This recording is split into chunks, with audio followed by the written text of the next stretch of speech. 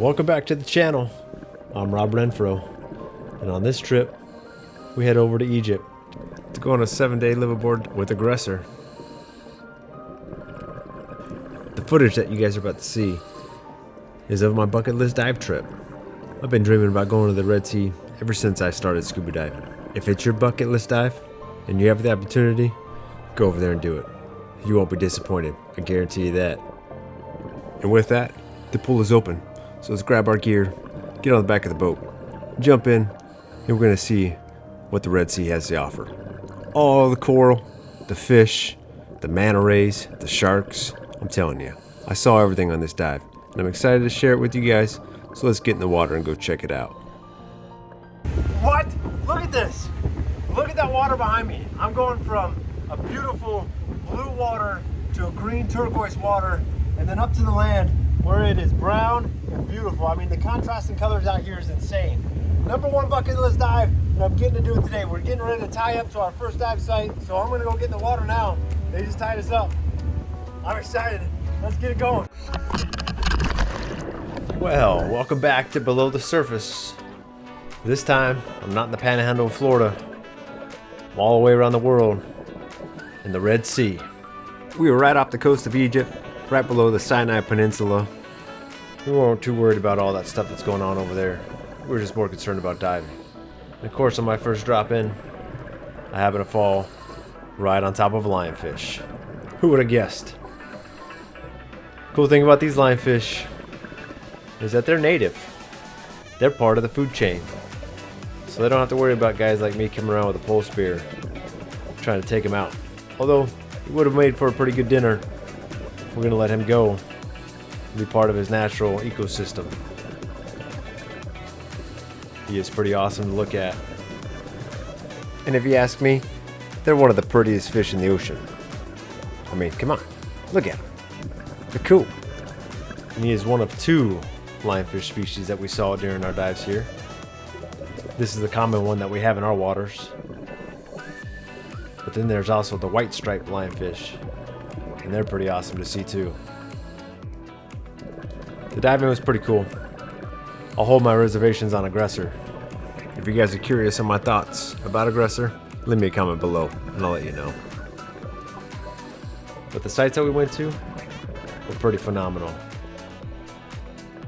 The amount of coral, the amount of life, and just the sheer amount of colors that we saw on these dives was insane.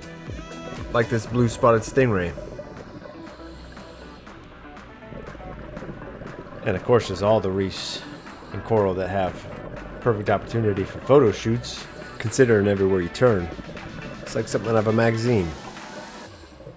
And who is that good looking diver? Oh, that's just me. Hey guys, don't forget, subscribe to the channel. I'm always posting scuba diving videos and fishing videos, especially around the Panhandle of Florida. So my biggest tip for you guys that are planning a liveaboard is if you have the option, get the larger steel tank. It's going to give you a lot more bottom time.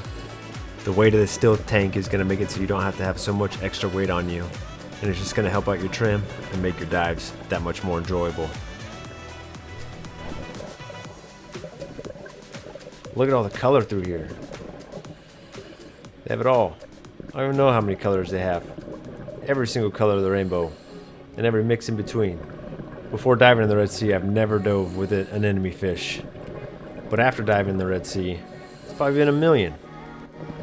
And then there's this little guy. I have no idea how I spotted this guy. Probably the smallest octopus I've ever seen. You probably can't even see him right now until I point him out. Which leads me to my second tip. Slow down. Go slow, take in everything around you, and you end up finding little guys like these. If you take it slow, your sack rate will be a lot lower, and your tanks are going to last a lot longer. On every dive, we would try to find a new species. And with that larger tank, each dive lasted about an hour. So we really had ample time to look around and really explore, and really help us find all these little creatures. Another awesome thing about the Red Sea was all the swim-throughs and the overhead environments. But when you're swimming through, you gotta make sure you watch out for these guys. The moray eel. Most divers are intimidated by them. But if you give them their space, they ain't so bad. I've seen a ton of these guys. We also saw one of these guys during a night dive. And he went into a crevice and he pulled out an orange spine unicorn fish. Craziest thing I've ever seen. I'm gonna link the video at the end of this video for you guys to see. Insane footage. I'm gonna make a night diving video specific to all the night dives. And I'll include it in that video as well. But don't forget it's linked at the end. And during our surface intervals, we can always just snorkel on the shallow reefs too. Sitting out in the middle of the Red Sea and just doing a little snorkeling. Wait for a couple guys to get back from shore. There's the old trusty man behind us. So we'll go check out some coral over here. We also found all kinds of sea slugs and sea cucumbers, like this guy. He's pretty cool.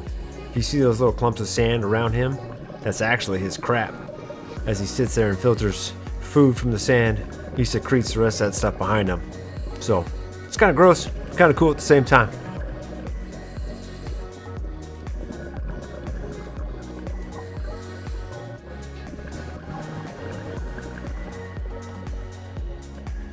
And towards the end of our 7 days of diving, we went to one reef that was loaded with sea turtles, hawksbills, green sea turtles.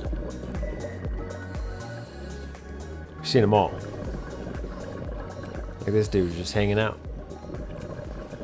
I don't know about you guys, but if I see a sea turtle, it pretty much makes the dive for me. He's just chilling. He's like, dude, leave me alone. I'm trying to get my back cleaned by these remoras. You know what's really cool about these guys is that they can hold their breath between 4 and 7 hours while they're resting or sleeping. And they do that because they're able to slow down their metabolism and drop their heart rate real low while they're resting, which is a pretty cool fact about them. So this guy could just be chilling here for a little while. I'll definitely run out of air before he does. And then when the turtles aren't sleeping, you can find them on top of the reefs eating. Now hawksbill almost exclusively eat sponges, but your green sea turtles will also eat algae, seagrasses, and seaweed, and other stuff.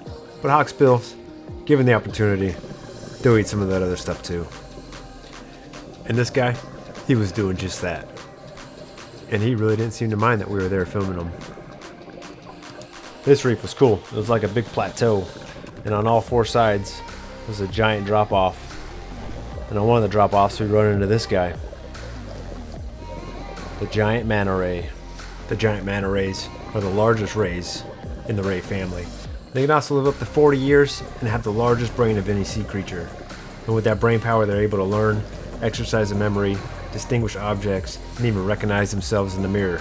That's why this one probably knows that divers are friendly in this area. Seeing this girl in the water was definitely the highlight of my dive. Probably the highlight of my entire diving career so far. Being able to sit there and swim with her and have her just swimming around me like that, completely insane. An awe-inspiring event for me. I don't even know how to put it into words. Just totally awesome. And then the oceanic white tip. The dive master brief that we got said if there's one, we were fine. If there's 2, we were fine. But if a 3rd one showed up, we would have to get out of the water. Because they work as a team. 2 would distract you, while the other one come up and take a taste. And that's how they work, because they're scavenger shark. They're looking for dead or dying fish.